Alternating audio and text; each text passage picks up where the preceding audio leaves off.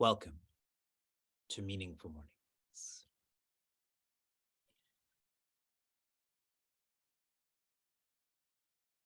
A seeker in our community is creating a bot, artificial intelligence, to help society with their mental health, that is to nurture EQ, and their spiritual health, that's their SQ.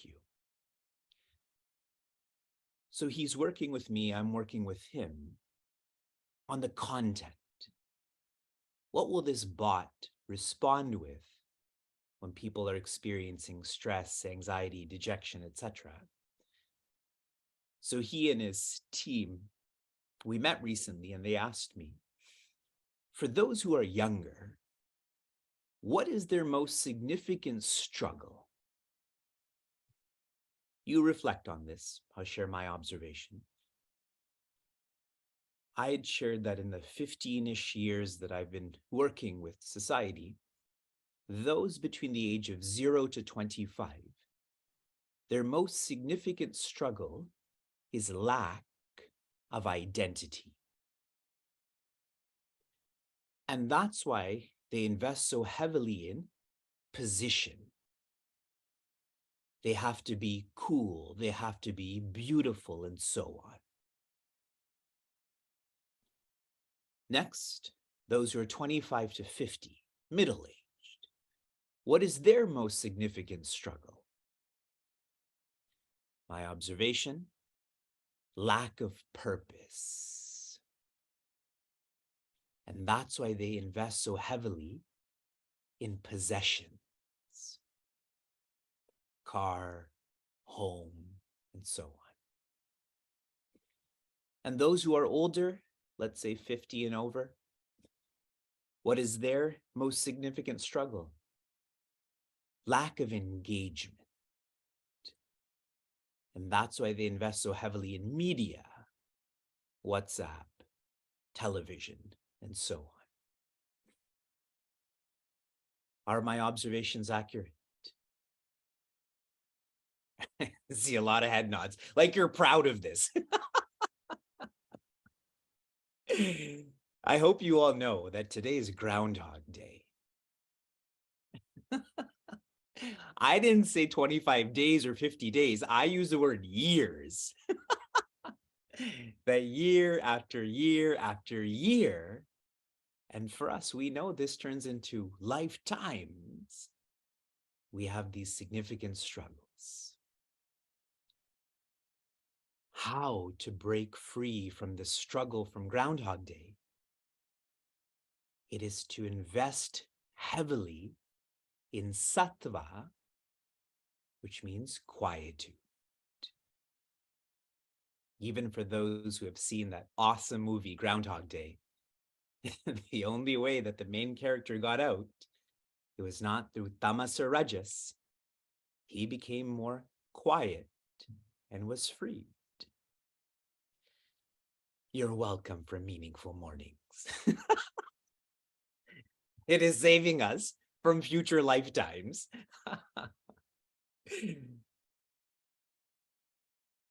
Prince Arjuna is struggling with deservership. If one is struggling with deservership, it's because the source of that is doership. We're clear. If there's doership, there's going to be deservership. Deservership can't just float. It has a root in doership. Proof of this is in chapter 1, how he is describing what he has to do, and therefore he feels like this. He has to face Acharya Bhishma, Acharya Drona, and that's why he feels confusion, fear, and sadness. These verses of chapter 11, 10 chapters later, hundreds of verses later, are communicating to us or teaching us Let go of deservership. Why? You are not the doer. Whatever emotions we feel, stress, anxiety, dejection, that's because we feel we are the doer. Prince Arjuna is letting go of deservership. This is becoming clear in chapter 11. And now the rest of Bhagavad Gita will go deeper into this surgery to cut out doership. Puja Swami Tejomayananda shared some awesome reflections that I got to listen to recently. He shared, when we do that which is small, think of something small that you've done for your family, community, etc. As soon as we do that, we have this feeling of, I deserve to be recognized. I created this. My donation to a center, or how many children I'm teaching. And comparatively, the one who has done not that which is small, but the biggest, divinity has created this multiverse. Divinity is coordinating this multiverse, and still we don't recognize divinity. Where is God? Who is God? Astounding how pervasive, intrusive doership is in our own personalities. Puja Swami Tejomayananda shared, even the ability to say, I did, I do, is because of his grace. If you are not graced with awareness, with a brain, then how would you even say, I do? And today, I shared a direct teaching from Puja Swami Tejomayananda on social media that shares, if you start thinking, that's it. That should be the rad. If you start thinking, but there's a comma there, you will find you can't take credit for anything. You will know that you're immersed in meaningful mornings in Bhagavad Gita if you find that you can't take credit for anything. I've been engaged in what I'm engaged in for more than 15 years now. And in my experience, you do have to experience deservership to renounce deservership. When I first started doing what I was doing, it was exciting to be able to raise this amount of money, to receive this amount of accolades. But then you grow out of that because you realize there's nothing you can take credit for. I'm extremely grateful for such experiences where you do get to experience rajas. It's like those who have never experienced success, then even if they renounce success, they're still thinking, what does success feel like? But once you've experienced worldly success, then renouncing this is natural. You don't have to announce it. You don't have to go through a ritual. You grow out of it, like your teeth.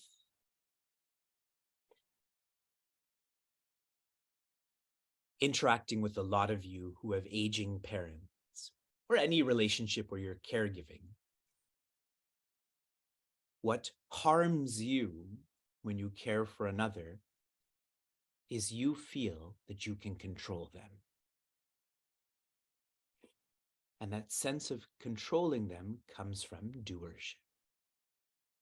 You think you can control how an aging parent thinks. You think you can control a decision that a child makes. And it harms you and it harms them. Remember, the root of this is doership. If you don't feel you're the doer, you become less controlling. The next two verses emphasize everything that I've given you context to or with. Verse 26.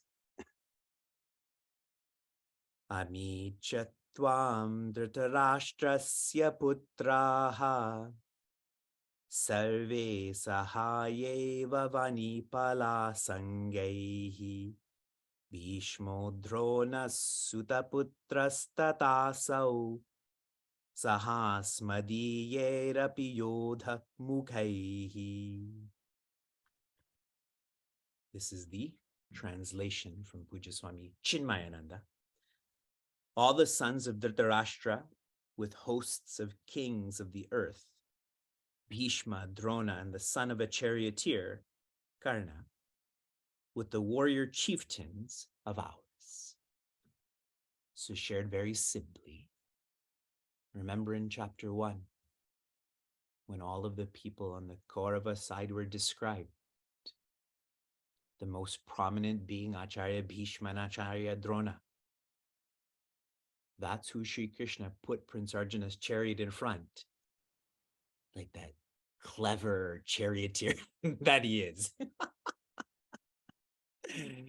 And he also shares on the Pandava side. He says, in our leaders too. Next verse. What's happening to them? Vatrani te tvaramana vishanti damshtra karalani bhayanakani kechid vilagna dashanantareshu samdrishyante churniter uttamangaihi. Here's the description in English. Into your mouths with terrible teeth and fearful to behold, they slowly enter. Some are found sticking in the gaps between the teeth with their heads crushed into powder. I was laughing at this word churna. Do you all know what churna is? It's a solid that's crushed into a powder. As I read this, I read a book to our kids called The Gruffalo. It sounds like this. Okay, here is some reflections for everyone. I've already given you the context to these verses. Prince Arjuna is experiencing moha bhaya shoka. Experiencing this, he's deserving this because he thinks he's the doer. He's going to fight and kill Acharya Bhishma, Acharya Drona. But see how Sri Krishna is sharing, I am the doer. Soon Prince Arjuna is going to see himself in there too. This is all foreshadowing. First the Kauravas, then the Pandavas. This week I'd asked all of you to reflect on your relationship with your guide. That is the entry point into this trust triangle. And specifically, how much of your relationship is based on fearness and how much on nearness? You've been thinking about that? I met with a seeker in this community who was meeting his guide for the first time, and it was so lovely chatting with him and his reflections on this. Now I'm going to remind all of you, if depend, then serve. A guide is the only way to let go of deservership fully. Without a guide, there will always be the trace that I deserve this. Coming from the root, I did this. There are many I interact with who are serving society, but they're doing so without the trust triangle. And so what I observe with them is they're displacing their ego. They're not dissolving their ego. Their ego is moving from position A to position B, but it's not less. If depend, then serve. Here, if depend, you will only know you depend on the trust triangle if you're studying, if you're reflecting. Look at how much Prince Arjuna had to study, 10 chapters, for him to start to reduce that deservership. For anyone who's reflecting on what the purpose of their life is, and if your purpose is to serve, this has to be preceded by studying. I have not been with my guide for more than 3 years now, but I'm going to be with him in 4 weeks. I am excited is a very poor word to describe that, because I know what my life has become. I know what I experience, and I know the root of all of that is my guide who pulled me into this trust triangle. Now I'm drowning in it. I can't come out. From inspiration to application. Your application was to describe a change in your personality in detail, referring to chapter 2, verse 7 to chapter 11, verse 25. My observation here is a change in my personality, especially because we went through so much loss and death in our community and in the world, is that all will be all right. That's the change I've felt in my personality. Whatever happens, whatever doesn't happen, all will be all right. Here is your rad for this morning.